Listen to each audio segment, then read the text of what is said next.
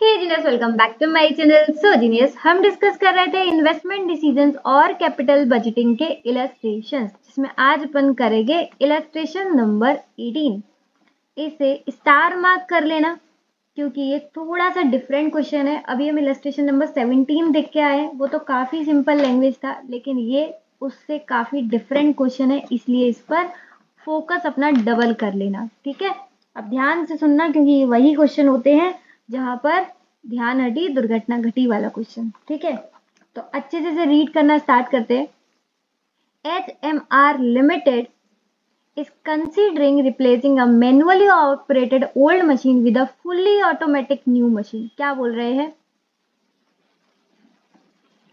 कि HMR limited जो company है वो पहले कैसी चलाती थी मशीन, मैनुअली वाली। मैनुअली मतलब ऐसी मशीन जिसमें लेबर वगैरह काम करते हैं, लेकिन अब वो ऐसी चाहते हैं जो फुली ऑटोमेटिक हो, यानी कि यहाँ पर लेबर का कोई मतलब ही ना हो, पूरी तरीके से वो खुद ब खुद ऑपरेट करे। ठीक है, बढ़िया बात है, और ज्यादा काम इफेक्टिवली होगा। The old machine had been fully depreciated for tax purpose. Book value 2,40,000 on 31st मार्च। ध्यान देना, ये जो ओल्ड मशीन है इसका कुछ कॉस्ट होगा, वो कॉस्ट अपन को नहीं पता, लेकिन उस कॉस्ट में से डेप्रीसिएशन, डेप्रीसिएशन कौन सा वाला, जो टैक्स पर्पस के लिए होता है, मतलब एकदम सही वाला। अपन को तो टैक्स पर्पस वाला ही चाहिए होता, तो एकदम सही वाला टैक्स वाला डेप्रीसिएशन कौन सा, टैक्स वाला, वो माइनस करने के बाद वैल्यू आता है 2,40,000। वो माइनस करने के बाद वैल्यू आता है 2,40,000। ठीक है, तो ये है इसका अभी का वैल्यू।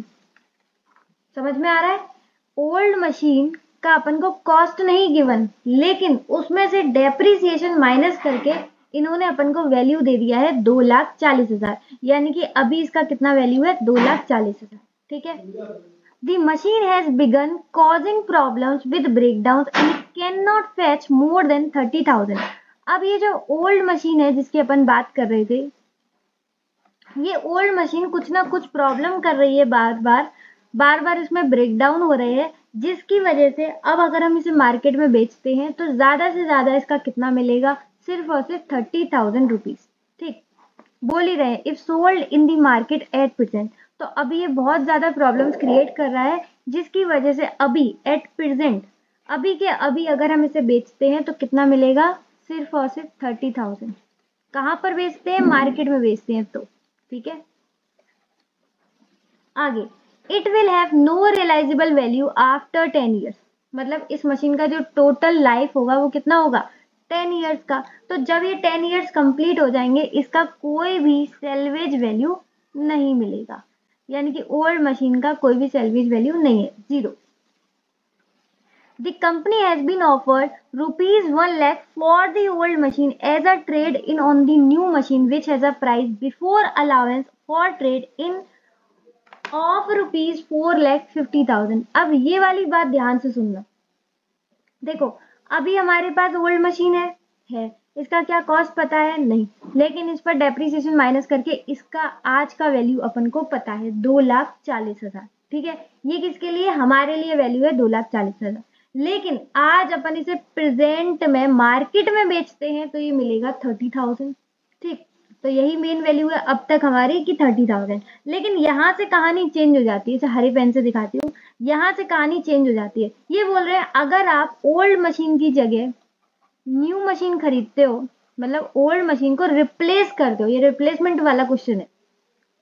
अगर आप रिप्लेस करते हो इसे न्यू मशीन से, तो न्यू मशीन जो कि 4,50,000 का है, न्यू मशीन जो कि 4,50,000 का है, वो आपको मिल जाएगा 1,00,000 कम पर। अगर आप ये जो ओल्ड मशीन है इसे न्यू मशीन के बदले ले लो तो। देखो यहाँ पर ध्यान से देखो, the company has been offered 1,00,000 rupees for the old machine. एक कंपनी है जो कि 1,00,000 ऑफर्ड कर रही है, किसके लिए, ओल्ड मशीन के लिए।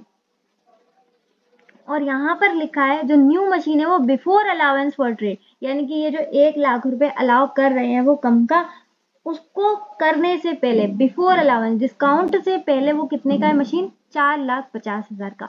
दोबारा से मेरी बात सुनो, न्यू मशीन वो है 4,50,000 का, लेकिन आप इसे अगर ओल्ड मशीन से रिप्लेस कर देते हो, ओल्ड मशीन उनको दे देते हो, तो ये आपको 1,00,000 रुपए कम में दे देंगे न्यू मशीन। यानी कि न्यू मशीन आपको नेट कॉस्ट पड़ेगा 3.5 लाख।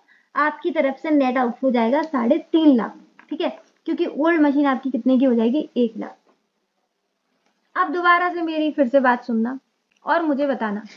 यहाँ पर उन्होंने बोला था आज की हमारी वैल्यू है ओल्ड मशीन की 2,40,000, मार्केट में अपन इसे बेचते हैं तो 30,000। लेकिन मुझे ये बताओ, जब हम नई मशीन खरीद ही रहे हैं, जब हम नई मशीन खरीदेंगे ही ओल्ड मशीन को रिप्लेस करके, तो हम यही वाला तो ऑफर एक्सेप्ट कर देंगे। इसे हम खाली मार्केट में बेचेंगे ही क्यों? अगर हम इसे खाली मार्केट में बेचेंगे तो 30,000 मिलेंगे, लेकिन जिससे हम नई मशीन खरीद रहे हैं वो हमारी ओल्ड मशीन लेने को तैयार है, वो भी 1,00,000 रुपए में। दोबारा से सुनना, जिससे हम नई मशीन खरीद रहे हैं वो हमारी ओल्ड मशीन लेने को तैयार है, वो भी 1,00,000 रुपए में। अगर हम इसे वही मार्केट में बेचेंगे तो 30,000 मिलेंगे, तो इस इंफॉर्मेशन का फायदा ही क्या है? ऐसे ही मार्केट में बेचने का क्या ही मतलब है जो हमें सिर्फ और सिर्फ 30,000 मिले। जिससे हम न्यू मशीन खरीद रहे हैं हम उसे ही बेचेंगे ओल्ड मशीन, उसे हम बेचते हैं तो हमें 1,00,000 रुपए मिलेगा ओल्ड मशीन का। ये क्लियर इन्होंने लिखा है, द कंपनी ऑफर कर रही है 1,00,000 रुपए फॉर ओल्ड मशीन। तो यहाँ पर ये जो 30,000 अपन को दिया है ना, ये सिर्फ और सिर्फ गुमराह करने के लिए दिया है, तो इस लाइन को काट देना, it can fetch more than वाली को। ये गुमराह करने के लिए दिया है। इन्होंने बोला 30,000 आप इसे मार्केट में बेचते हो तो आपको 30,000 मिलेगा, तो हम मार्केट में इसे बेचेंगे ही क्यों? हम तो जब नई मशीन खरीदेंगे उससे ही रिप्लेस करवा लेंगे, सिंपल सी बात है। ठीक है, समझ में आ रहा है? आगे देखो, the expected life of new machine is 10 years. नई वाली की भी 10 साल है, पुरानी वाली की भी 10 साल थी, तो कोई दिक्कत ही नहीं है। यहाँ पर सेल्वेज वैल्यू है इसका 35,000। ओल्ड मशीन का सेल्वेज वैल्यू कितना था? नील, जीरो, नो रियलाइजेबल वैल्यू, खुद बोला था। और न्यू मशीन का salvage value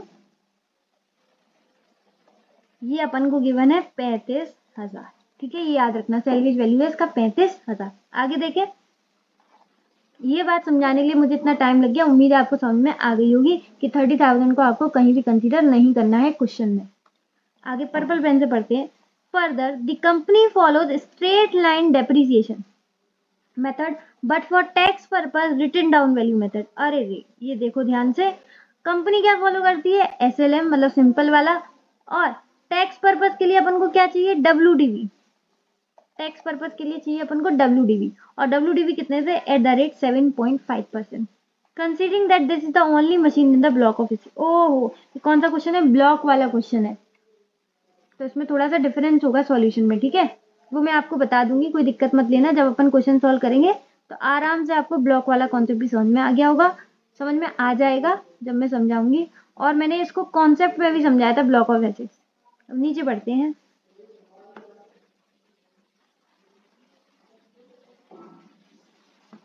given below are the expected sale and cost from both old and new machine. दोनों का ही दे रखा है। अब देखो यहाँ पर दोनों का दे रखा है, ओल्ड और न्यू का, तो यहाँ पर अपन को डिफरेंशियल निकालना पड़ेगा, इंक्रीमेंटल कितना हुआ। ठीक है, ओल्ड को अपन रिप्लेस कर देंगे तो न्यू मशीन से अपन को क्या फायदा हुआ उसको डिफरेंशियल निकालेंगे। ठीक है, तो देखो सेल अपन को दे रखी है, ठीक है, सेल में तो कोई चेंज है ही नहीं।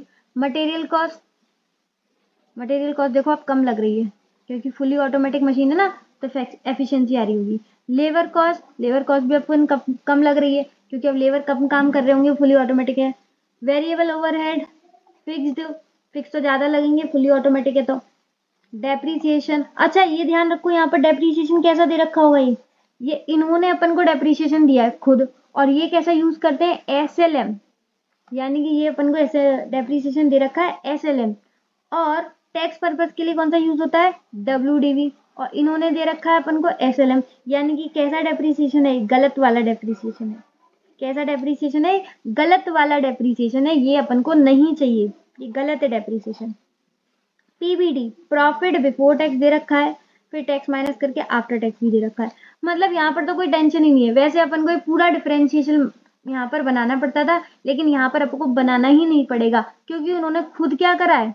खुद ही सारी सेल में से कॉस्ट माइनस करके आंसर अपन को दे दिया है। ठीक, अच्छा, अपन को क्या चाहिए होता है, अपन को चाहिए होता है earning before depreciation and tax, earning before depreciation and tax. ठीक है, तो अपन क्या कर लेंगे, ये अर्निंग बिफोर टैक्स गिवन है, अब यहाँ पर ध्यान देना, अर्निंग बिफोर टैक्स गिवन है, इसमें डेप्रीसिएशन प्लस कर देंगे। ठीक है, अर्निंग बिफोर डेप्रीसिएशन है, इसमें अपन डेप्रीसिएशन प्लस कर देंगे। क्यों? क्योंकि ये गलत वाला डेप्रीसिएशन है। ठीक है, तो पहले हम इसे प्लस कर देंगे ताकि सारी गलतियां धुल जाए और हमको मिल जाए earning before depreciation and tax. इसके बाद हम डेप्रीसिएशन माइनस करेंगे, कौन सा, सही वाला, सही वाला मतलब WDV करके कैलकुलेट कर लेंगे। ठीक, तो ये सारी बातें अपन जब क्वेश्चन सॉल्व करेंगे तो डिटेल में करेंगे। अभी आगे बढ़ते हैं क्वेश्चन की तरफ। From the above information, analyze whether the old machine should be replaced or not. If required rate of return is 10%. ये अपन को पी फैक्टर दे रखा है और पूछ रहे हैं कि क्या हमें मशीन को रिप्लेस करना चाहिए न्यू से या नहीं। तो वो इंक्रीमेंटल अगर हमारा एनपीवी पॉजिटिव आएगा तो हम रिप्लेस कर देंगे और निगेटिव आएगा तो हम रिप्लेस नहीं करेंगे। यहाँ पर कैपिटल गेन का कोई आपको टैक्स वगैरह सब इग्नोर करना है, कुछ भी कंसीडर नहीं करना। आगे क्या दे रखा है, क्वेश्चन में कुछ गिवन नहीं है। ठीक है, कौन सा मेथड लगाना है, तो एनपीवी लगाएंगे और वो भी कैसा, इंक्रीमेंटल वाला, क्योंकि ओल्ड और न्यू दोनों का डेटा दे रखा है। आगे बस आपको 10% पीवी फैक्टर का पूरा गिवन है, तो यानी कि वो अपन जो करते थे ना 1/1.1, वो भी अपन को करने की जरूरत नहीं है, पूरा गिवन है। और मेरे हिसाब से ये तो गिवन ही होना चाहिए, फालतू की मेहनत होती है जो हम 1.1 करके कैलकुलेट करते हैं। तो पीवी की टेबल आपको दे रखी है तो कोई दिक्कत नहीं है, same to same copy paste मार देंगे अपने एनपीवी के फॉर्मेट में। क्लियर? तो उम्मीद है थोड़ा बहुत तो आपको क्वेश्चन समझ में आया होगा, मैंने मेहनत करा दी है। बाकी जो अपन क्वेश्चन सॉल्व करेंगे तब आपको पूरा समझ में आएगा। थोड़ा सा टिपिकल है ये क्वेश्चन, इसलिए इतनी ज्यादा रिक्वेस्ट आई थी कि इलस्ट्रेशन नंबर 18 जल्द से जल्द अपलोड करो।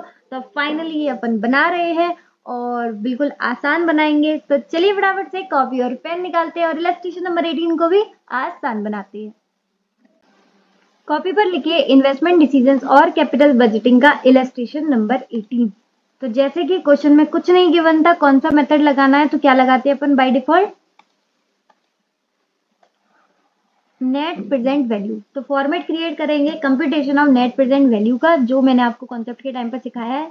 ईयर, पर्टिकुलर, पीवी फैक्टर कितना लगाना है, क्वेश्चन में गिवन था 10%, और ये अपन को पूरा का पूरा इसका टेबल भी गिवन था। ठीक है, तो वैसा ही वहीं से कॉपी पेस्ट कर दिया और कुछ नहीं। उसके बाद कैश फ्लोज और पीवी फैक्टर का कैश फ्लोज में इंटू करेंगे तो आ जाएगा हमारा प्रेजेंट वैल्यू कैश फ्लो। ठीक है, अब सबसे पहले करते हैं जीरो पीरियड की बात। तो जीरो पीरियड में न्यू मशीन खरीद रहे हैं अपन, कॉस्ट ऑफ न्यू मशीन जिसका कॉस्ट है 4.5 लाख, लेकिन इसमें माइनस हो जाएगा cost of old machine, sorry cost नहीं लिखते, सेल वैल्यू लिखते हैं। ठीक है, ये मैंने आपको बताया ही है, एग्जाम्पल लिया था कॉन्सेप्ट के टाइम पर कि अपन न्यू बाइक ले रहे हैं तो पुरानी एक्टिवा कितने का बिक रहा है, वही वाली चीज है यहाँ पर। तो पुराना एक्टिवा बिक रहा है हमारा 1 लाख का, तो हमारा नेट कॉस्ट कितना है, नेट कॉस्ट आया हमारा 3.5 लाख। ठीक, तो हमारा आउटफ्लो कितना हो जाएगा 3.5 लाख, और ये सब कुछ जीरो पीरियड में हुआ है तो पी फैक्टर 1 लगेगा, तो हमारा प्रेजेंट वैल्यू आउटफ्लो का आ जाएगा 3.5 लाख। इसके अलावा और कुछ था नहीं, तो पहला हमारा present value of cash outflow हो जाएगा 3.5 लाख। ठीक है, इसमें तो कोई दिक्कत नहीं होगी, simple present value of cash outflow निकाला है अपन ने। ठीक, 4.5 लाख की थी, 1 लाख का पुराना एसेट बिक गया, नेट अपन को मिल गया 3.5 लाख। यही मैं आपको बता रही थी कि यहाँ पे 30,000 का कोई कॉन्सेप्ट ही नहीं है, क्योंकि हम उसे अकेले मार्केट में नहीं बेचेंगे, नई लेकर आएंगे और नई से ही पुरानी रिप्लेस कर देंगे। ठीक है, अब बात आती है यहाँ की कैश फ्लोज कैसे आएंगे। तो कैश फ्लोज के लिए अपन एक CFAT जो अपन हरे पेन से वर्किंग बनाएंगे, तो चलिए उससे हमारा CFAT आ जाएगा, और एक बार CFAT आ गया तो पी फैक्टर ही अपन को गिवन ही है, इस सबसे इंटू कर देंगे और हमारा प्रेजेंट वैल्यू ऑफ इनफ्लोज आ जाएगा, सिंपल। तो अपन को मेन काम किस पर करना है, CFAT पर। तो आ जाओ नीचे हरे पेन की वर्किंग्स पर, ये रही हरे पेन की वर्किंग CFAT। यहाँ पर अपन को सबसे पहले चाहिए earning before depreciation and tax, इसमें से अपन डेप्रीसिएशन माइनस करेंगे। डेप्रीसिएशन कौन सा वाला माइनस करेंगे, सही वाला डेप्रीसिएशन, सही वाला डेप्रीसिएशन क्या है टैक्स पर्पस के लिए 7.5%, वो भी WDV, ये है हमारा सही वाला। ठीक है, तो सही वाला डेप्रीसिएशन चार्ज करेंगे। उसके बाद आएगी हमारी EBT, अर्निंग बिफोर टैक्स, उसमें से अपन टैक्स माइनस करेंगे। टैक्स कितना परसेंट है 30%।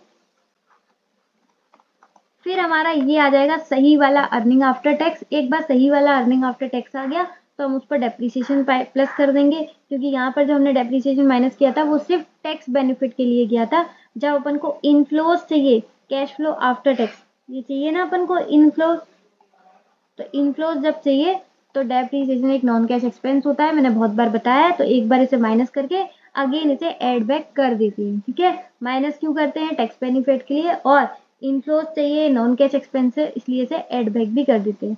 बहुत बार ये बात बता चुकी हूँ, उम्मीद है आपके दिमाग में बैठ गई होगी। तो अब हरे पेन की वर्किंग्स के लिए हमें क्लियरली पता चल रहा है कि अपन को क्या चाहिए, earning before depreciation and tax, जो कि क्वेश्चन में नहीं गिवन है, डायरेक्टली नहीं गिवन है एकदम सही वाली। तो इसके लिए भी अपन को एक वर्किंग बनानी पड़ेगी।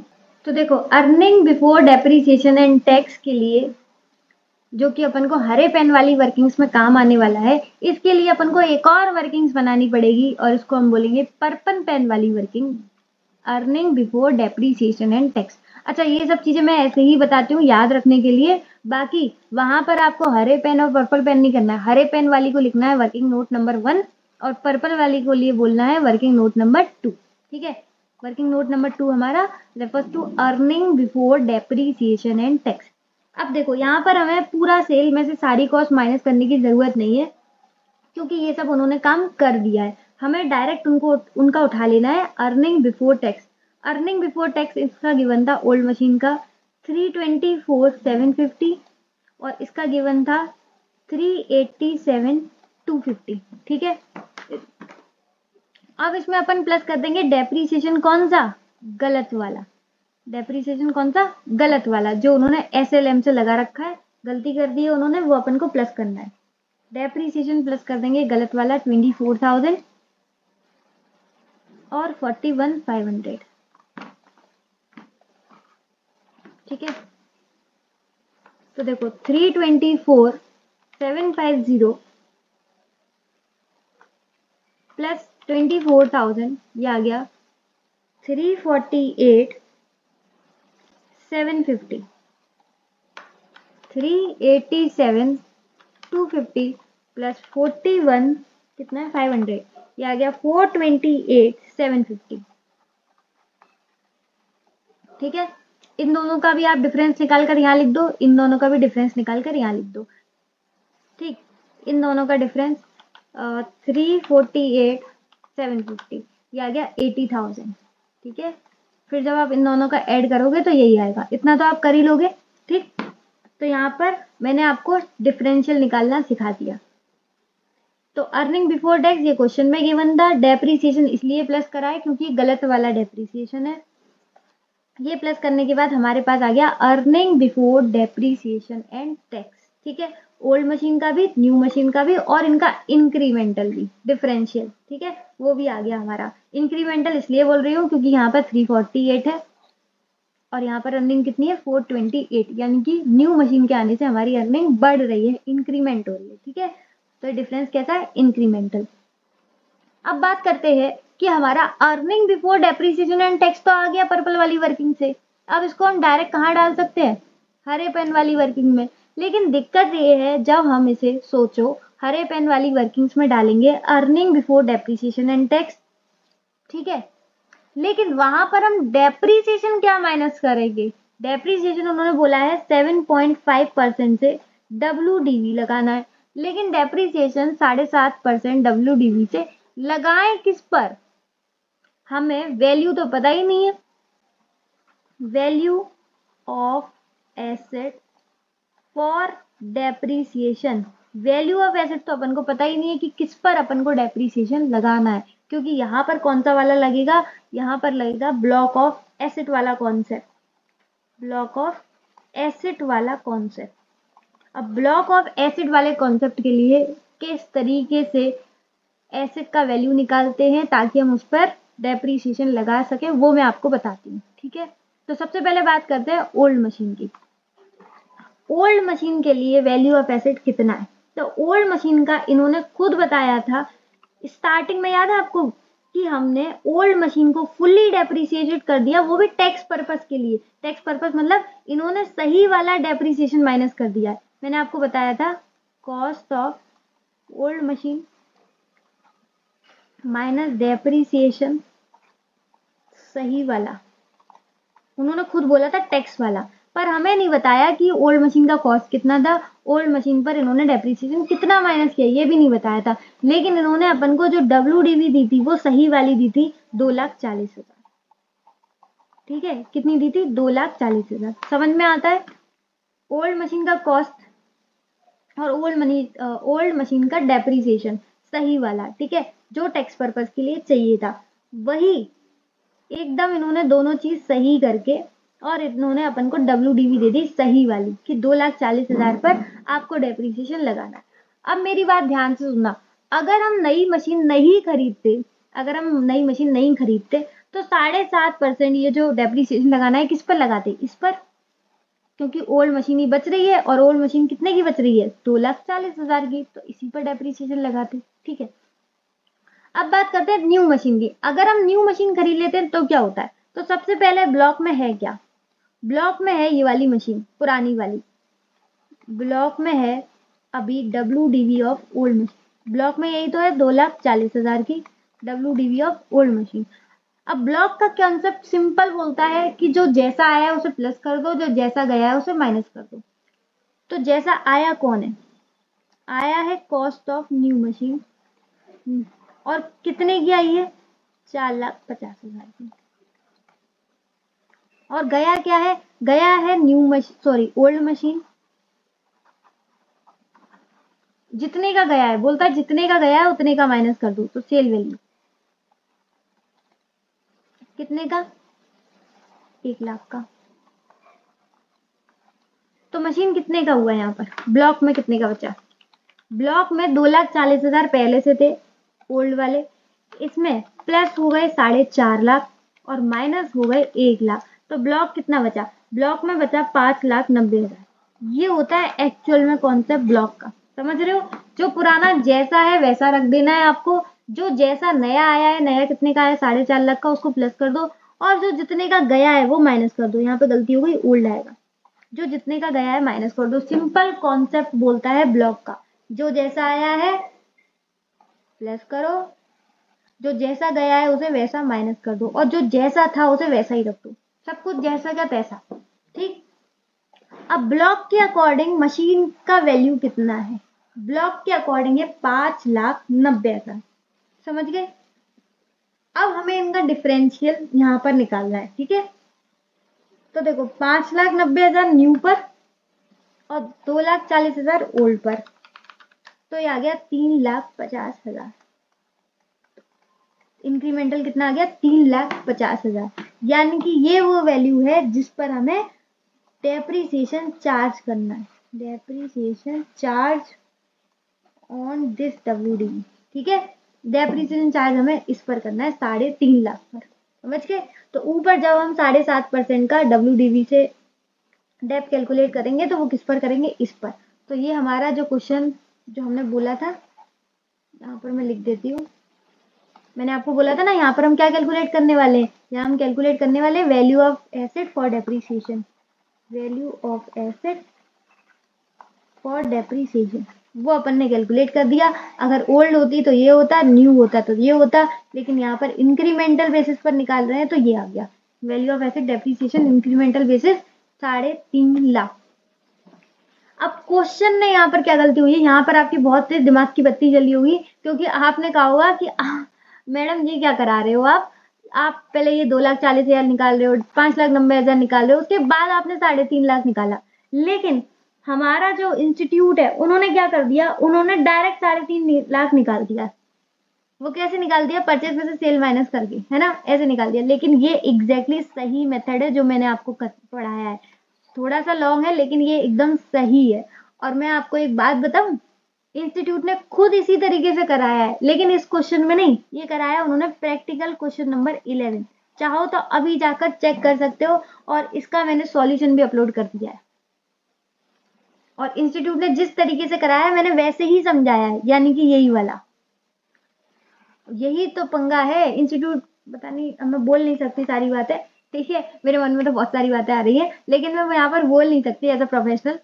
तो यही बात है कि इंस्टीट्यूट ने प्रैक्टिकल क्वेश्चन नंबर 11 एकदम सही तरीके से कराया है, सही प्रेजेंटेशन यही वाली, लेकिन इलस्ट्रेशन 18 उन्होंने गलत कराया है। उन्होंने 3.5 लाख वही कैलकुलेट कर दिया है, पर 3.5 लाख का जो एक्चुअल में पूरा कैलकुलेशन था वो ये था।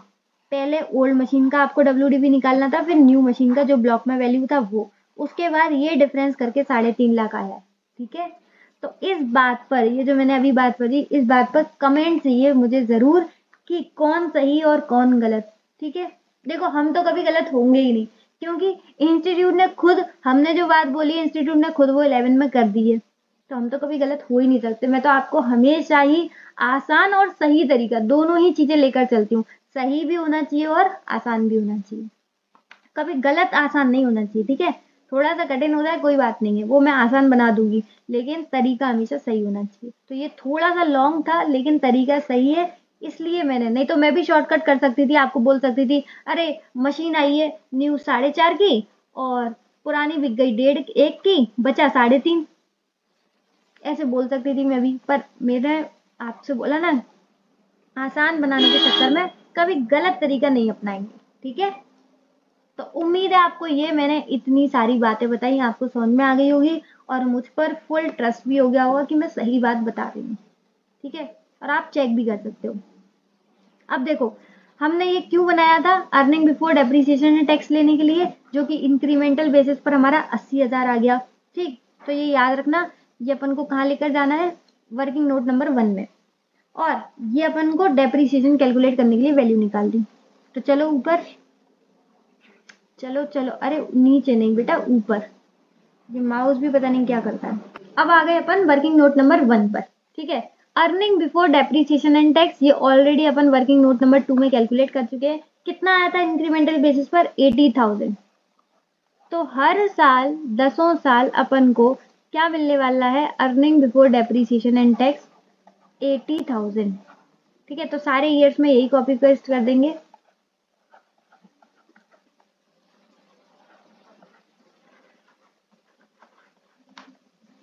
मेरे साथ साथ आप भी लिखना, ठीक है। ये मत सोचना कि सेम चीजें कौन लिखे बार बार, इस तरीके से 10 साल लिख देंगे। अब बात करते हैं डेप्रीसिएशन। यहाँ मैंने आपको बताया था कि डेप्रीसिएशन आप सही वाला माइनस करेंगे 7.5% से WDV, और इसके लिए मैंने आपको वैल्यू भी बता दिया, कितना, 3.5 लाख मशीन का वैल्यू है, 3.5 लाख मशीन का वैल्यू है, ठीक है। तो 3.5 लाख पर 7.5%, ये आ गया 26,250, ठीक। अब मुझे बताओ, 3.5 लाख की मशीन थी, 26,250 से हो गया 3.5 लाख, तो अब वैल्यू कितना बचा, अब वैल्यू मशीन का बचा 323,750, 323,750, ठीक है। अब इस पर लगाएंगे 7.5%, तो ये आ गया 2428 1.25, 2428 1.25, ठीक है। अब इसमें अपन माइनस कर देंगे ये 323,750, ये आ गया 2994, ये मशीन का वैल्यू आ गया, WDV 2994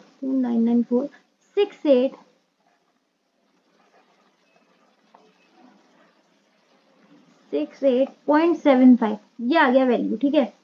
अब इस पर लगाएंगे 7.5%, तो ये आ गया 22,460.16, राउंड ऑफ करके बता रही हूँ, 22,460 तक सेम है, 0.156 है तो 16 हो गया राउंड ऑफ, ठीक है। ये पेन क्यों नहीं चलता है, 2, एक सेकेंड, 22,460.16, ठीक है, अब इसको इसमें से माइनस कर देंगे। क्या थी वैल्यू मशीन की? मशीन का वैल्यू था 299,468.75। इसमें से ये वाला डेप्रीसिएशन माइनस कर देंगे, 22,460.16। तो मशीन का वैल्यू यहाँ पर आ जाएगा ईयर 4 में 277,008.59। ठीक है, अब ये मशीन की वैल्यू है फोर्थ ईयर में, तो आप फोर्थ ईयर में इस पर डेप्रीसिएशन लगेगा 277,008.59 इंटू 7.5%, 2077.5.6, 2077.5.64, 2077। मैं बार बार चेक कर लेती हूँ क्योंकि एक भी बार गलती हुई तो सब खराब हो जाएगा हमारा। ठीक है, तो वापस से आ जाते हैं। 277,008.59 ये वैल्यू था मशीन का, इसमें से डेप माइनस कर देंगे 2077.5.64। ये आ गया ईयर 5 का वैल्यू 256,232.95। अब इस पर डेप्रीसिएशन लगाएंगे। ठीक है, 25623.95 इंटू 7.5%, ये आ गया 19217.47, 19217। ठीक है, अब क्या करेंगे? अब इसमें से फिर से माइनस करेंगे 256,232.95, ये मशीन का वैल्यू था, इस पर डेप्रीसिएशन लग गया 19217.47। तो मशीन का वैल्यू कितना आ गया? 237015.48। ठीक है, अब इस पर लग जाएगा 7.5%, तो ये आ गया 77767 17776.16, 17776.16। ठीक है, अब थोड़ा इधर हो जाए, 10 साल का डेप्रीसिएशन निकालना है। ये सब पता है क्यों हो रहा है दिक्कत? WDV की वजह से। अगर SLM आता तो सेम आ जाता, तब कोई दिक्कत ही नहीं होती, इसलिए हमें इतना करना पड़ रहा है। अब देखो हम कहाँ हैं, हम यहाँ पर है वापस से। ईयर 6 में वैल्यू था 237015.48। आप बस अपना पेशेंट मत खोना। 17776.16, ये आ गई वैल्यू 219239.32। अब इस पर 7.5%, 16442.95।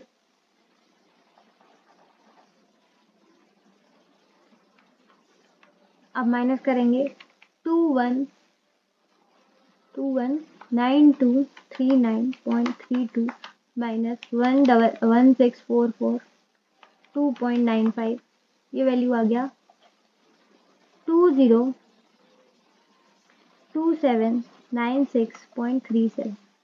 अब इस पर लगाएंगे 7.5%, 1520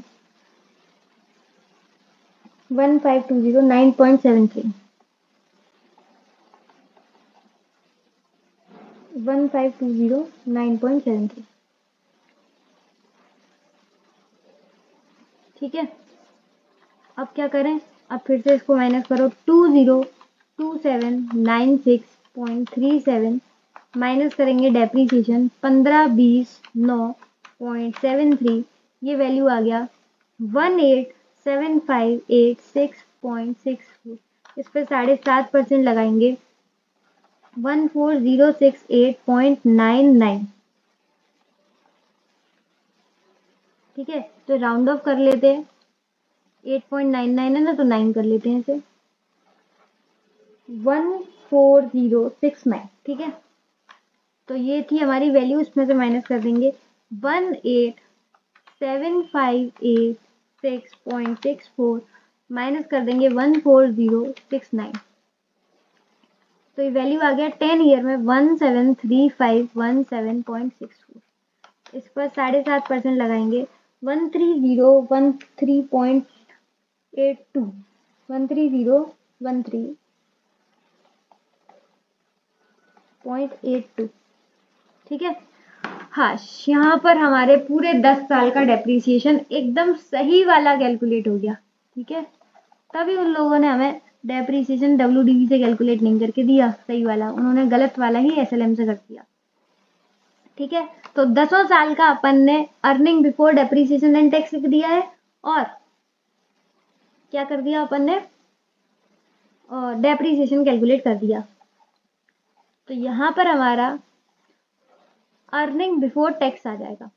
earning before depreciation and tax ये था, डेप्रीसिएशन माइनस कर दोगे तो अर्निंग बिफोर टैक्स आ जाएगा। चलो एक करके माइनस करते हैं, 4th ईयर से कर लेते हैं, फिर बाकी के 3 सालों का बाद में कर लेंगे।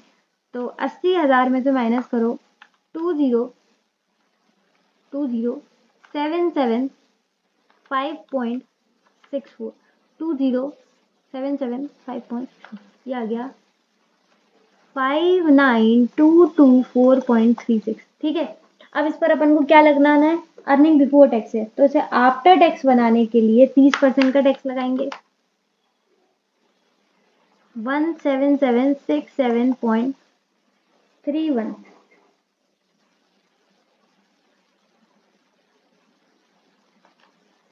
माइनस करो 59224.36 माइनस 1776731, ये आ गया। तो इसका आंसर आ जाएगा 41457.05, ठीक है। ये आ गया हमारा अर्निंग आफ्टर टैक्स, एकदम सही वाला। इसमें अपन क्या कर देंगे, डेप्रीसिएशन वापस से एड बैक कर देंगे, यही वाला एकदम सही वाला, ठीक है। ये रहा, हमारे सारे डेप्रीसिएशन ऑलरेडी कैलकुलेट है, बस अब हमें इसे क्या करना है, एड बैक करना है। प्लस करते हैं इसमें 20775.64, ये आ गया 62232.69, ठीक है। 62232.69, ये हमारा क्या आ गया, ये हमारा 4th ईयर का इनफ्लोज आ गया। क्लियर। अब हम आगे देखते हैं ईयर 5 का। ईयर 5 का हमारा earning before depreciation and tax कितना था, 80,000। इसमें सबसे पहले अपन माइनस करेंगे जो हमने सही वाला डेप्रीसिएशन कैलकुलेट किया था, दैट इज 19217.47। ये कितना आ गया, ये आ गया हमारा 6078.2.53, ठीक। ये क्या है हमारा अर्निंग बिफोर टैक्स। अब इसमें हम टैक्स माइनस करेंगे तो 30% डायरेक्ट माइनस कर देते हैं, ये आ गया 42547.771, ठीक। अब इसमें हमें क्या करना है, डेप्रीसिएशन को एड बैक करना है, तो फटाफट से प्लस करते हैं 19217.47, ये आ गया 61765.241, ठीक। तो ये हमारा 5th ईयर का भी इनफ्लोज आ गया। इसी तरीके से ईयर 6 पर करते हैं 80,000 माइनस 1,777.6.16, ये आ गया 6,223.84।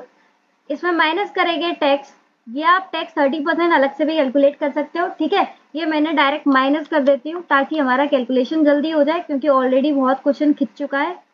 43556.688। अब इसमें डेप्रीसिएशन ऐड करेंगे वापस वाला 1,776.16। तो डेप्रीसिएशन प्लस करके आ गया ये आंसर 61332.85, ठीक। 2 डेसिमल में ही कर देते हैं अपन। Okay, now come to the year number 7। 80,000 जिसमें माइनस करेंगे डेप्रीसिएशन 16,442.95, ये आ गया 63,557.05। ये अर्निंग बिफोर टैक्स है, तो इसको अर्निंग आफ्टर टैक्स करने के लिए टैक्स माइनस कर देंगे 30%। ये आ गया 4,489.935। इसमें एड बैक कर देंगे डेप्रीसिएशन 16,442.95। ये आ गया 60,932.88। आप यहाँ पे डेप की जगह पूरा डेप्रीसिएशन का ये जो अमाउंट है ना वही लिखना, ठीक है। 60,932.88। नेक्स्ट ईयर नंबर 8, 80,000 माइनस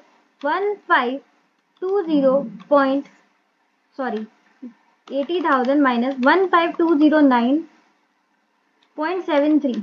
ये आ गया 64,790.27। इसमें माइनस कर देंगे टैक्स 30%। डायरेक्ट कैलकुलेट कर देते हैं, ठीक है।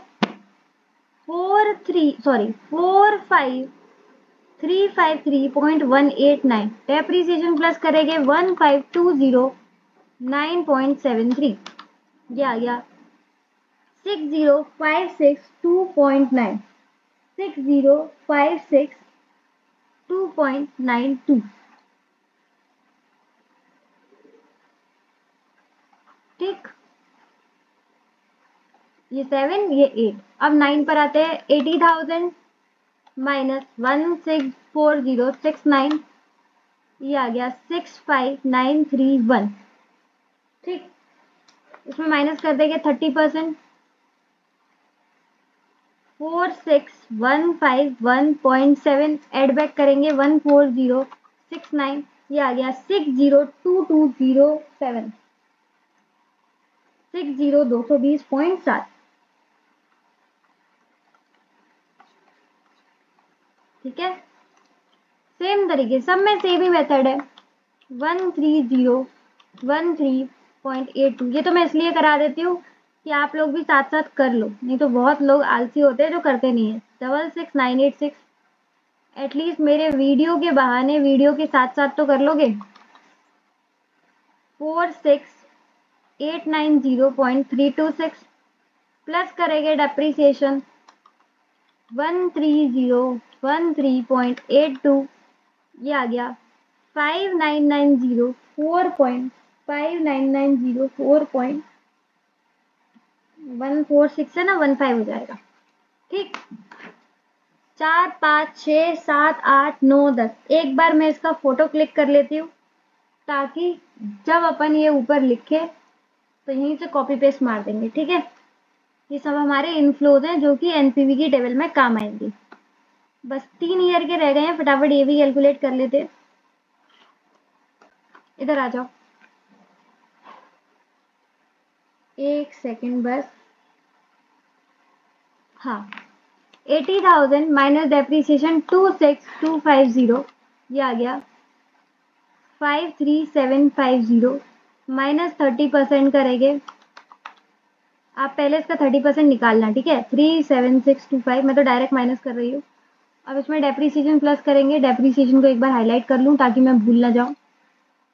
हाँ, प्लस करेंगे 26250, ये आ जाएगा 63875। ठीक है, नेक्स्ट 80,000 माइनस 24,281.25, ये आ गया 55,718.75। इसमें माइनस करेंगे 30%, ये आ जाएगा 39,003.125। इसमें डेप्रीसिएशन एड बैक 24,281.25, ये आ गया 63,284.38 63,284.38। ठीक है, लास्ट एक ही रह गया है। 80,000 माइनस 22,460.16 57,539.84। इसमें माइनस करेंगे 30%, 40,277.888। इसमें एड बैक करेंगे डेप्रीसिएशन 22,460 0.16 62,738.048 62,738.0, इसको राउंड ऑफ कर देंगे 2 डेसिमल 0.5 आगे, ठीक है। मैंने यहाँ पर देखो करके भी दिखाया 30% का पूरा, ऐसे इनका 30% कैलकुलेट भी करके दिखाया है। बाकी आप चाहो तो माइनस भी कर सकते हो, कोई दिक्कत नहीं। तो यहाँ पर हमारे 10 के 10 सालों के आ गया कैश इनफ्लोज, यानी कि CFAT, cash flow after tax हमारा आ चुका है। सो भी सारे के सारे ईयर्स का, ठीक है, ये सारे ईयर्स का अपन कैलकुलेट कर चुके हैं। इसका मैं फोटो क्लिक कर लेती हूँ इसका भी, ताकि अब ये हम ऊपर अपनी एनपीवी के टेबल में लिख देंगे, ठीक है। तो यहाँ पर हमने दो काम करे वेन, एक तो डेप्रीसिएशन कैलकुलेट करना, उसमें बहुत सारा कैलकुलेशन था, और दूसरा ये सब माइनस प्लस।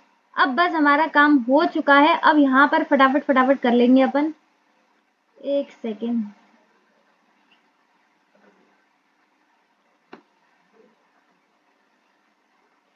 हाँ मुझे बस वो देखना था आउटफ्लो कितना है, बाकी वापस आ जाते हैं, ठीक है। तो हरे पेन से जो वर्किंग करी है अपन ने, उससे हमारा, अरे एक जे दिक्कत आ जाती है, कोई पेन नहीं चल रहा। मुझे इतना गुस्सा आता है कभी कभी, मैं क्या बताऊं। ये अब चला है, हाँ बस बस बस। अब देखो, अब आपने क्या कर लिया, सारे के सारे CFAT कैलकुलेट कर लिए। तो वो जो CFAT थे फटाफट फटाफट यहाँ पर लिख देंगे। उनका मैंने पिक्चर क्लिक कर दिया, तो मैं अपने फोन में से जल्दी लिख दूंगी। फर्स्ट ईयर का था 63875, नेक्स्ट 63284.38, 62738.05, 6223226, 1 2 3 4 5, यहाँ पर 0.69 होगा। मैंने राइटिंग ही ऐसी लिखी है कि मुझे समझ में ही नहीं आ रही। 61765.24, 61332.85, 60932.88, 60562.92, 60220.70, और लास्ट 59904.15। ये सारे हमारे आ गए कैश इनफ्लोज। इनका पी फैक्टर से इंटू करते हैं जल्दी जल्दी। 0.909 इंटू 63875, ये आंसर आ गया 580। अब ये लिखा कैसे जाएगा, क्योंकि यहाँ पर रिकॉर्डिंग चालू है। 58062.375, 58062.375, ठीक है। सेकेंड ईयर का 0.826 इंटू 63284.38, ये आ गया 52272.89। तो 90 हो जाएगा राउंड ऑफ करके।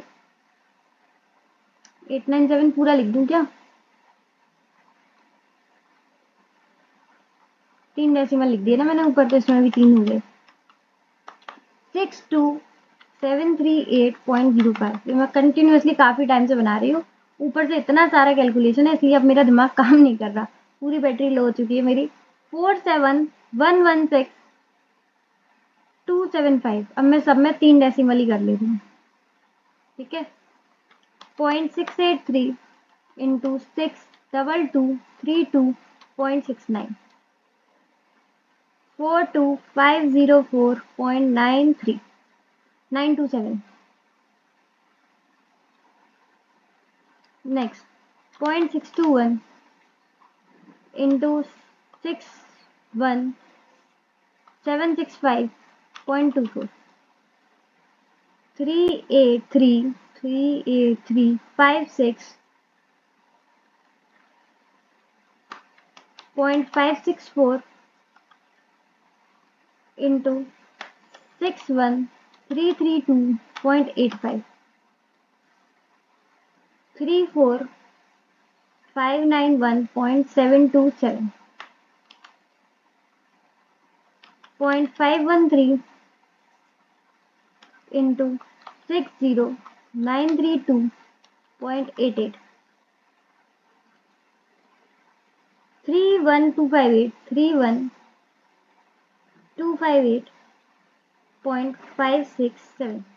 next 0.467 into 60562.92 ये आ गया 28282.88 अरे भाई 28282.424 into 62022.70 25533.577 लास्ट 0.386 फाइनली ये कैलकुलेशन लास्ट है 59904.15 ये आ गया 23123.002 अब फटाफट इनका टोटल करते हैं ऊपर से कर देते हैं चलो 58062.375 52272.897 भगवान आंसर सही आ जाए 47116.276 42504.927 38356.214 34591.727 31258.567 28282.883 25533.577 लास्ट 23123.002 ये आ गया हमारा 38110.2.445 हे भगवान फाइनली आ गया हमारा आंसर और पॉजिटिव ही लग रही है मुझे एनपीवी क्योंकि वो हमारा 3.5 लाख था ठीक है तो ये हमारा आ गया present value of cash inflow B ये आ गया हमारा बी ठीक है और ए हमारे पास ऊपर है ही है तो उसमें से माइनस कर देंगे 3.5 लाख 3,50,000 ये आ गया एक सेकेंड कुछ गलती हो गई क्या तो यहाँ पर हमारी एक छोटी सी गलती हो गई ये सब हमारा कैलकुलेशन सही है तो इसलिए डरना मत 10th ईयर में अपन को एक और इनफ्लो आएगा दैट इज सेल्वेज वैल्यू देखो ओल्ड मशीन का कोई सेल्वेज वैल्यू नहीं था यानी कि 0 और न्यू मशीन का था 35,000 यानी कि इंक्रीमेंटल सेल्वेज वैल्यू कितना हो गया 35,000 ठीक है और 10th ईयर का है तो इसमें 10th ईयर का ही पीवी फैक्टर लगेगा दैट इज 0.386 तो 35,000 को अपन इंटू कर देंगे 0.386 ये आ गया 13510 ये आ गया 13510 ठीक है इन दोनों को प्लस करके आएगा बी इन दोनों को प्लस करके आएगा total present value of cash inflow ठीक है तो बस इसमें अपन को प्लस करना है 38110.2.445 ये आ गया 394612.445 ठीक है ये हमारा आया है total present value of cash inflows ठीक है अब बी माइनस ए करेंगे net present value B minus A ठीक तो इसमें से अपन ए माइनस कर देंगे दैट इज 3.5 लाख ये आ गया 44612.445 ये आई है हमारी एनपीवी 44612.445 समझ में आ गया तो बस आपको यहाँ पर क्या करना है जैसे मैं प्रेजेंट वैल्यू का फॉर्मेट बनाती हूँ वैसे ही करना है यहाँ पर स्पेस नहीं था इसी वजह से मैंने ऐसे किया है ठीक है आपको पहले 10th ईयर का ये लिखना है पीवी फैक्टर और 10th ईयर का सेल्वेज वैल्यू 35,000 10 ईयर दो बार आएंगे एक बार अलग दो बार पीवी फैक्टर लिखा जाएगा और दो बार इसके इनफ्लोज लिखे जाएंगे और इसका यहाँ आंसर आ जाएगा और फिर टोटल करके आप इसका बी कैलकुलेट कर लेंगे ये रहा ठीक है ये हमारा बी था फिर आप नेक्स्ट लाइन में बी माइनस ए करेंगे और नेट प्रेजेंट वैल्यू कैलकुलेट कर देंगे जो कि आ गया हमारा 44612.44 और आप ये देख रहे होंगे कि हमने इंस्टीट्यूट का और हमारा प्रेजेंटेशन कितना डिफरेंस और कितना अच्छा प्रेजेंटेबल किया है हम लोगों ने, ठीक है। उन्होंने सब चीजें एक ही में मर्ज कर दिया है, तो वो समझने लायक इतना है नहीं। हम हमेशा पीवी का जो होता है, एनपीवी का, नेट प्रेजेंट वैल्यू का फॉर्मेट एकदम अलग क्रिएट करते हैं, और उसकी बाकी जो भी चीजें रह जाती हैं जैसे CFAT, earning before interest, earning before depreciation and tax, उन सब के लिए अपन अलग वर्किंग्स क्रिएट करते हैं, जिसकी वजह से हमारा आंसर, हमारा जो सॉल्यूशन होता है वो मोर प्रेजेंटेबल दिखता है as compare to institute material. और इंस्टीट्यूट की मैंने एक गलती भी आपको बता दी इस क्वेश्चन में, कि उन्होंने जो डेप्रीसिएशन का बेस कैलकुलेट किया है वो बिल्कुल गलत है। डेप्रीसिएशन का बेस मैंने आपको सिखाई दिया किस तरीके से कैलकुलेट करना है ओल्ड मशीन का, और न्यू मशीन का ब्लॉक वाला भी आपको बता दिया, ठीक है, क्योंकि ये क्वेश्चन ब्लॉक वाला था। और फिर जो उनका माइनस करके आया दैट इज 3.5 लाख, वो तब आया है, और उस 3.5 लाख पर हमने सही जो डेप लगना था दैट इज 7.5% से WDV, वो भी मैंने आपको सिखा दिया। तो इस क्वेश्चन में काफी सारी चीजें थी सीखने के लिए, और काफी बड़ा क्वेश्चन हुआ है, इतनी सारी कैलकुलेशन है कि मेरी बैटरी ही लो हो चुकी है, मेरे लैपटॉप की, फोन की, सबकी बैटरी लो हो चुकी है।